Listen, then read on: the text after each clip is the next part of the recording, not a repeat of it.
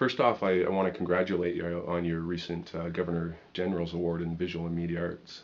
Thanks. That Thanks was very much. awarded in March, I believe. Yeah, 2 weeks ago. 2 weeks ago. Yeah.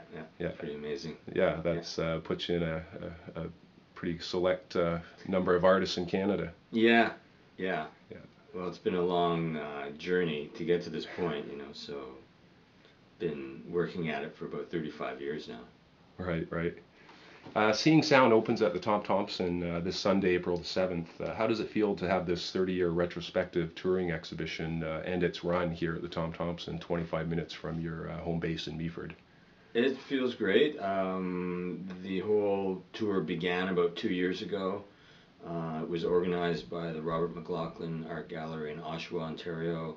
They were able to get a fairly large grant to produce the whole traveling exhibition, as well as to publish a book that is a survey of my work going back to 1978.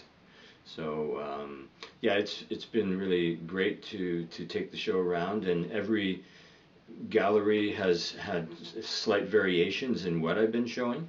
So for instance, here at the Tom Thomson, there are a couple of new pieces in addition to older pieces. So it's been enjoyable just to be able to readapt the exhibition into the different galleries and different spaces. Which kind of fits into some of the intention and work practices in your work as well, right? Adjusting to Yeah, sites and spaces. yeah. Some of my pieces I design that way, so that they become modular and they fit into a particular architectural space, or they maybe deal with specifically with architecture and integrates some of my work integrates architecture into the whole sound installation as well. Right. So some pieces more so than others. Yeah. John Cage once said that the piano, Gordon Monahan, produces sounds we haven't heard before. So as a composer and sound artist, can you talk a bit about your early interest and activity in getting, off the traditional concert stage venue and into the alternate spaces? Yeah, I guess I kind of began my career in the alternate artist-run spaces in Canada, particularly with the Music Gallery in Toronto, which had a completely different space than it does now. Back in the late 70s, early 80s, the Music Gallery was a combination production studio, recording studio, and concert space. And that was where I really started my career professionally. And so while on the one hand, yes, I was doing concert-oriented music, I was also at the same time experimenting with installation, experimental music in general, and getting into what's come to be known as sound art. Right. Producing and undertaking works in these alternate spaces, creating installations, sometimes out of even physical building context. How is that experience different for audiences as compared to sitting in a concert hall or listening to a CD? How does the installation aspect engage audiences differently? Well, obviously, if you're in a public space, that means that anyone may see the piece, and therefore you're not engaging with a normal audience that would specifically go to a concert hall or an art gallery to see a particular piece. If someone goes to those spaces, art galleries and concert halls, they already have some knowledge about what they're expecting to see. Whereas when you're just in public space, you're dealing with some people who do know what's going on and a lot of people who don't know what it is. Looking back over your very productive career and numerous works and projects, something that I pick up on and notice is your use of both natural sound elements and manufactured elements. Some people would use descriptive words like juxtaposition or montage or even collision. Can you speak to that aspect in your work? Yeah, I think early on in career, I figured out that if I was going to do something original, that I should probably avoid doing using materials that everyone else was using at that particular time. And when I started in the late 70s, early 80s in music, the trend was electronics, audio, collage, recording and editing, found sound and whatnot.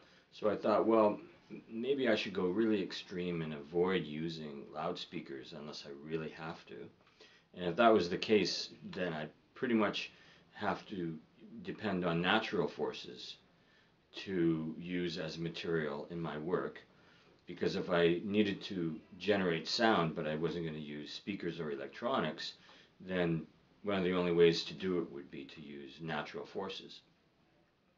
So that got me into working in environmental situations, working with wind, working with water movement, focusing on applying almost a scientific, experimental, like setting up a science experiment and figuring out how to format that as an art piece or a music performance or what have you, or a sound performance. So in the process of that, I was often offered some very interesting and unique locations to do pieces.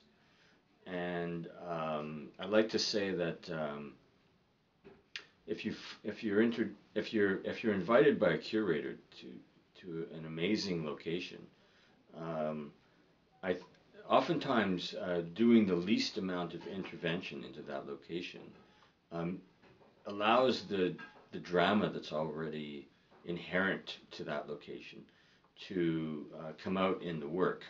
So I like to just try to set up, and oftentimes a very minimalistic sound sculptural intervention, and allow natural drama to carry the piece. Right. Yeah. Um, in a number of your works and projects, you do sometimes identify specific place names or geographic locations at these sites. And how does that notion of site-specific play into your work? Is it always present, or is it, an influx depending on the location and the work? It does, yeah. It depends on the location, and like I was saying, I like to recognize the drama in a particular specific location, and oftentimes I'm not the one choosing those locations. Uh, it will most often be a curator or a festival programmer or that sort of presenter who happens to have a location in mind, and they might decide to invite me because they're aware of my work using site-specific locations, and they're thinking that maybe I'll be able to make use of a unique location. So, for instance, about 5 or 6 years ago, in 2006, 2007, I was invited to do a piece at Claybank at an abandoned brick factory in southern Saskatchewan, which up until that point hadn't been used for as a cultural venue. It had been a manufacturing plant for making clay bricks for uh, the trains and CN and CP rail trains over the years. But that was a very dramatic location. There were these smokestacks rising from the prairie flatlands and barns, and then there were these what they call the dirt hills rolling up off the prairie in the background. So what I did was I connected long piano strings from the chimneys, and I attached the far end to these one-story barn buildings that became resonating chambers for the aeolian wind tones that were being generated on the long piano wires descending from the chimneys.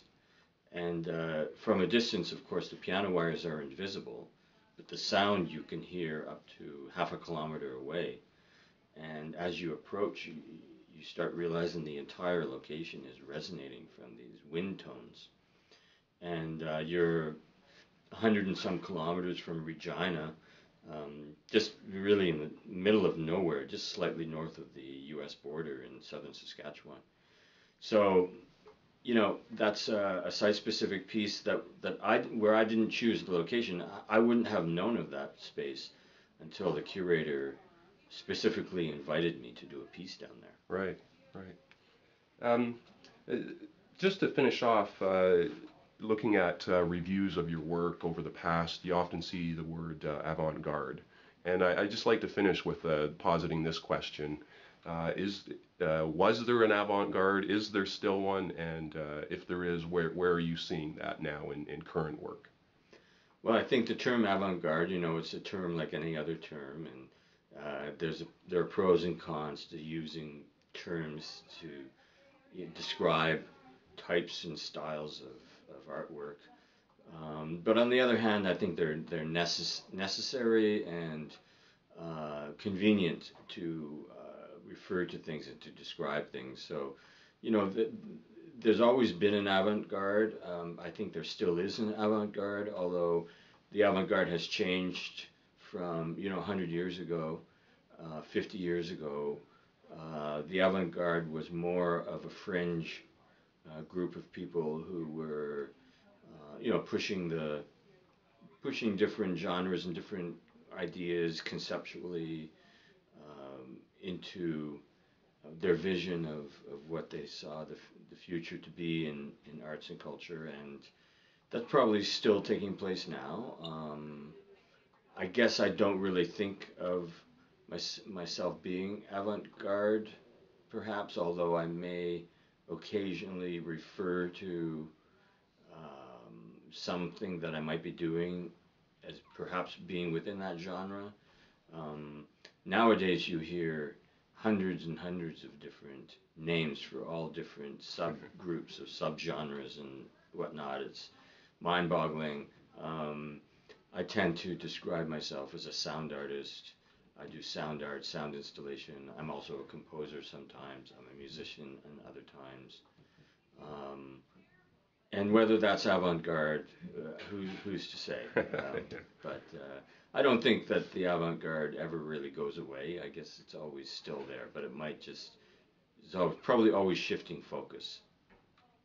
Well, thanks very much, Gordon, and again, congratulations on your exhibition and the 30-year retrospective. And we look forward to seeing future works from Gordon Monahan. Thanks so much. Thank you very much.